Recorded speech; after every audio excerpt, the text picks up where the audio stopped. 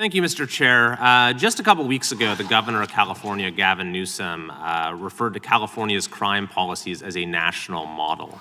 And Vice President Harris, of course herself from California, has said that California is a, quote, role model for what can be done around the country. So I think that this hearing, looking specifically at California's crime situation, is a timely opportunity to evaluate that thesis as to what kind of a national model California provides when it comes to its approach to crime. And that approach consists of three main elements. The first is a systematic effort to defund police departments in cities like Los Angeles, San Francisco, and Oakland.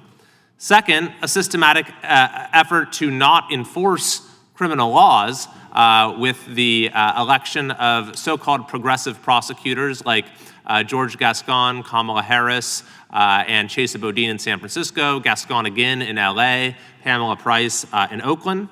And then thirdly is just taking a hatchet to the criminal code with laws like Prop 47, for example, which passed in 2014 and effectively legalized retail theft, spawning this crisis of retail theft and smash and grabs across California.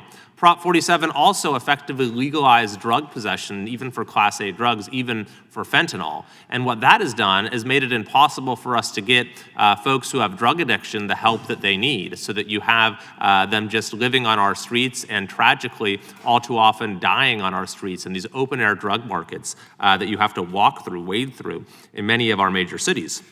2 years after Prop 47 came Prop 57, which made tens of thousands of very serious, heinous criminals eligible for early release. Now, of course, California voters would never have passed such a thing if it were properly described to them. But unfortunately, the initiative was described on the ballot as only applying to non-violent offenders. It was described as such by the then Attorney General, Kamala Harris.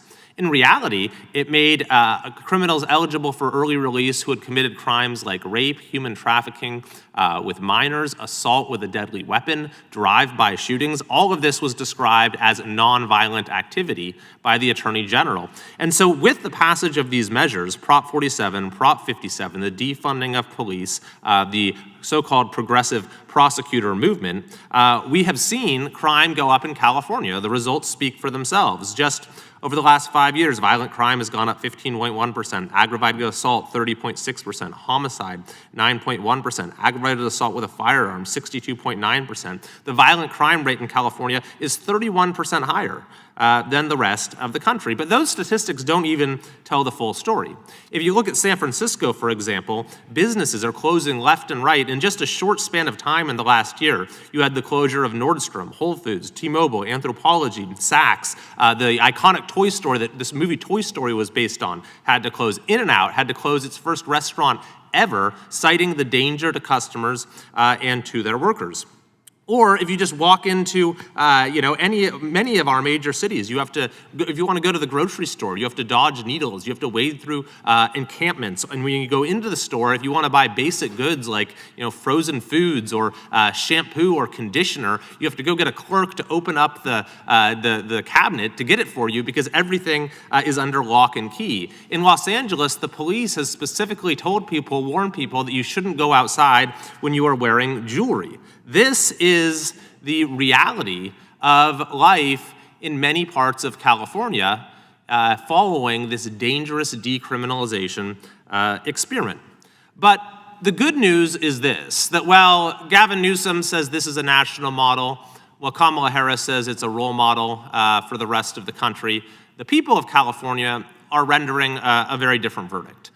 Those cities that defunded their police have now refunded their police. Several of these so-called progressive prosecutors have been recalled or are currently being recalled or being removed from office. And there is a bipartisan initiative right now to largely reverse Prop 47 and end the Prop 47 experiment in California. And it has received broad bipartisan support. I was just on a bipartisan panel supporting it with our colleague Ami Bera. The mayors of San Jose, San Diego, San Francisco are supporting this initiative, even though the governor of California, Gavin Newsom, has continued to stand by Prop 47 and fought our reform effort every step of the way. So, Mr. Chairman, while there are some who will point to California's crime policies as a national model, I would encourage folks across the country to listen to the people of California themselves, who are saying very clearly this is not a model for the nation, it is a warning to the nation. I yield back.